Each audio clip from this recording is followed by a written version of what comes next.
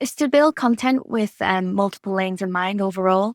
So making sure that it extends your PR campaign, digital PR campaign efforts to extend its lifespan across the board. So even though your PR campaign has gone out instantly, you could also spread out the content data throughout the next week or month. Yeah, on your social media platforms.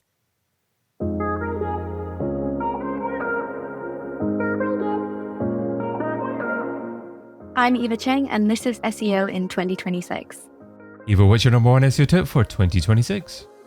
It's to make your digital PR work harder with social and content alignment. Social and content alignment. Okay, shall we maybe start by talking about digital PR and what digital PR looks like in 2026? I think personally that digital PR in 2026 is all about trying to get your work featured within AI searches, because we've seen a lot in AI in terms of people relying on it for simplest things of best restaurants to go to. They go to it for travel tips and advice, just for something which is a lot more simpler and easier versus Google. Even with the Google AI overview, I always find that the main focus, I would say at the moment, is to try and to get that exposure. So then AI recognizes it and pulls it through essentially for your business or brand. And what do you mean by social and content alignment? Do you mean publishing social posts and maybe publishing a supporting blog post at the same time? Yeah, so it's essentially when you launch a digital PR campaign, I see it as kind of integrating it into your blog post content creation as well as your social media content creation. So, for example, if you have a heavy data set or thought leadership piece, it could become an infographic or short form video or story polls on your social media platforms across the board, depending on what business you have as well. Got you. Okay. So it's just about supporting additional content, not publishing the same content, but perhaps even using the digital PR to drive people towards the expanded version of the content, I guess.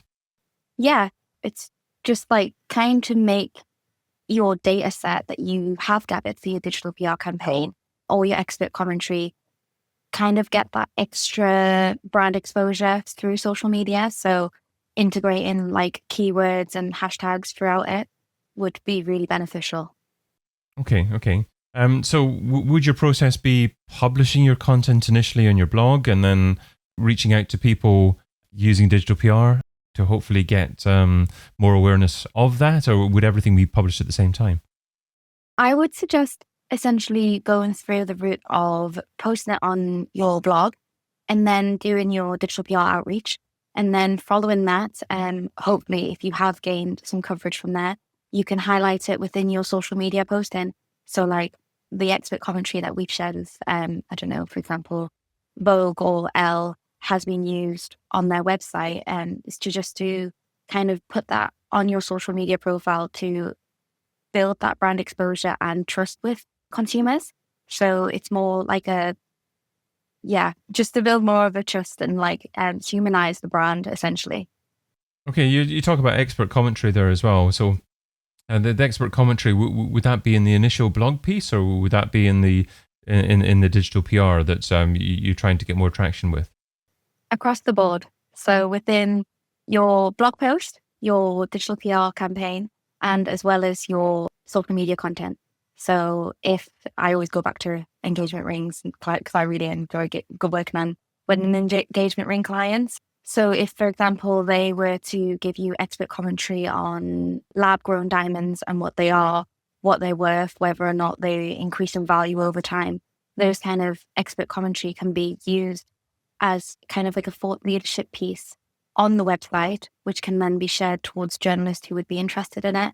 And then again, repurposed on social media, because I've actually seen across a load of lifestyle kind of publications like Metro and Marie Claire, those kind of publications have actually taken things that are trending on social media and someone who has actually jumped on it through expert commentary and repurposed kind of the TikTok video or Instagram reel within the article on their website.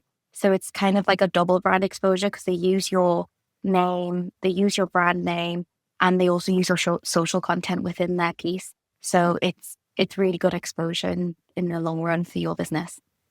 Okay, so if using your example here, you have a piece of content that's a pillar piece of content, an evergreen piece of content that maybe talks about diamonds and the different cuts or whatever you actually want to talk about in relation to diamonds there. How would you try to ensure that there can be more digital PR pieces that go to that piece of content if it's an evergreen piece of content that's obviously already exists? I would say just to, when you're first building your content plan overall, is to try focus on the keywords that you do want to kind of promote within your business. So in that case, it would be diamonds or engagement rings. And then from there, you would try and build out the content plan, which can cover multiple lanes in mind. So I guess ensuring that the lifespan of the campaign is very much evergreen and extended, has a long lifespan essentially. Yeah. Okay. So I mean, you could still, I guess, add additional expert commentary about the same topic without tying it to only being relevant for a certain period of time. I mean, yes, definitely. But there's also times where you can actually jump on trends and offer the expert advice. Winter's coming up at the moment, so cuffing season is always a big thing. So if you're a relationship expert, it's always a buzzword. So you can always jump on the buzzword now, ahead of the time. So whenever someone is searching for more information on cuffing season, hopefully your content will appear before, like within it, because you're also looking on it through social media, you're covered on the internet, and also hopefully your expert who you're using has already gained kind of coverage in the past to add that extra loyalty. Yeah.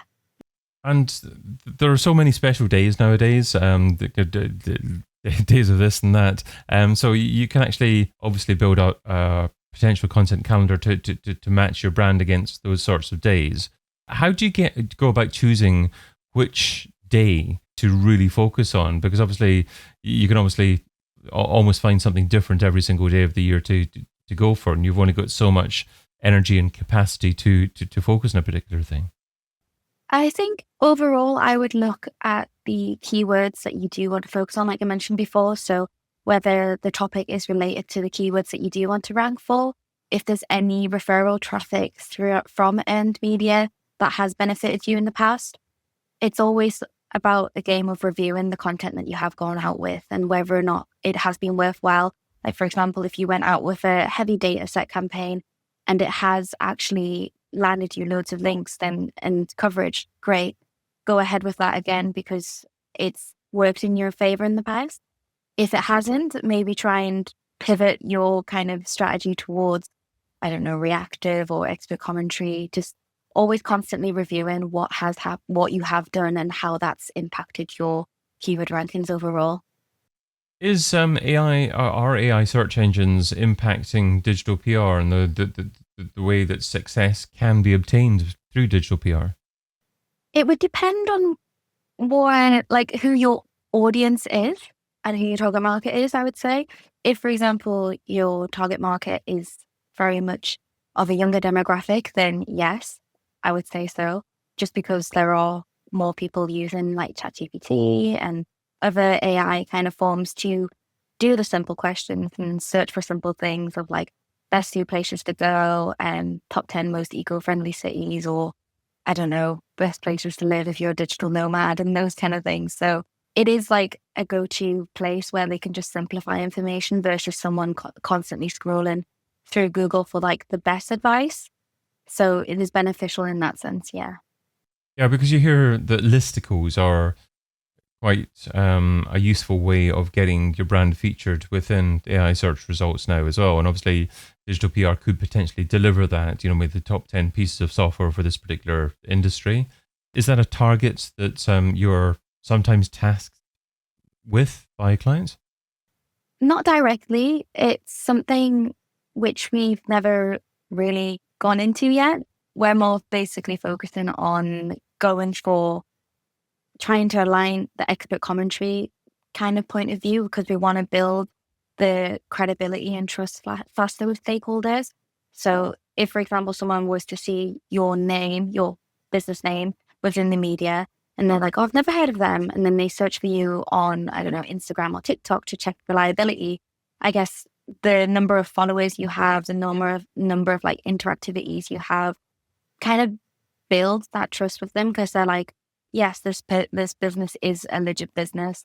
I can see like the founder or specific expert within that business is talking or offering expert advice within like the social content. So it creates like that human kind of touch to it, and it combats like fake AI kind of experts, because we are seeing a bit of that within the digital PR industry, where fake experts are being created, and when journalists are trying to search for them, it's like a big red flag essentially if you are doing that.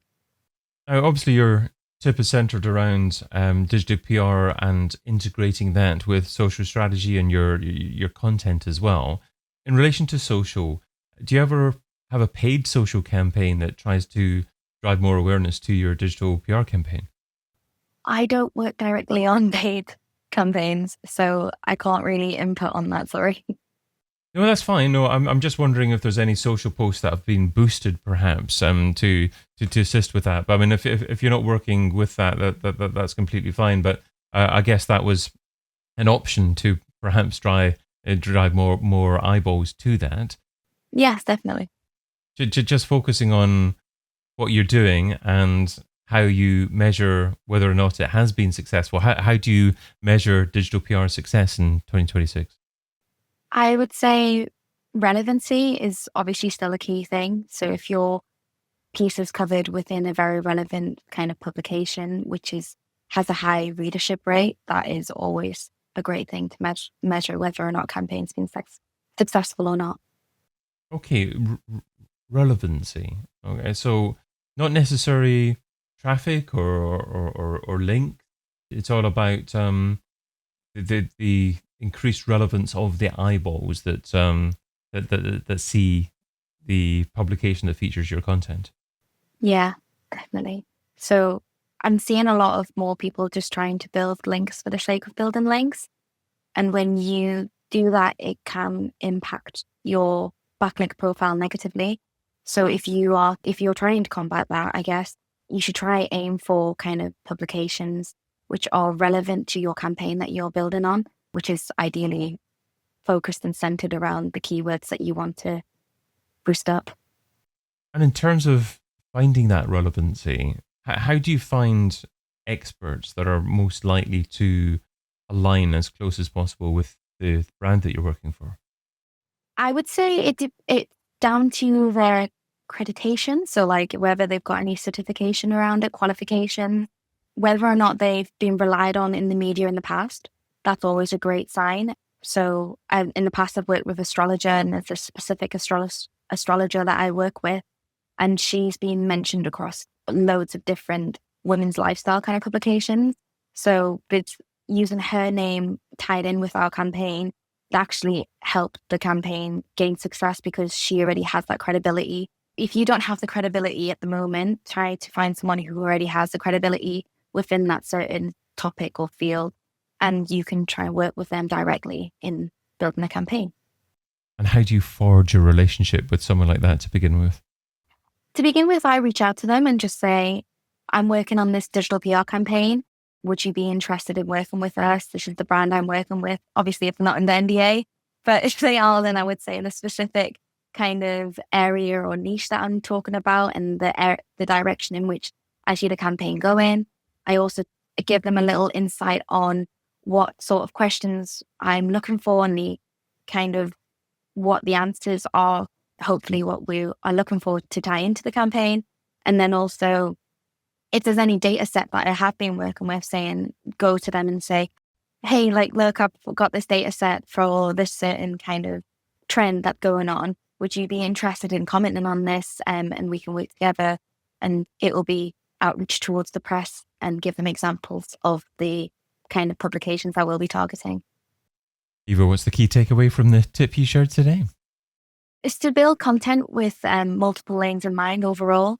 So making sure that it extends your PR campaign, digital PR campaign efforts to extend its lifespan, across the board. So even though your PR campaign has gone out instantly, you could also spread out the content data throughout the next week or month. Yeah, on your social media platforms. Eva Cheng is a freelance digital PR consultant. Eva, thanks so much for being part of SEO in 2026. Thank you.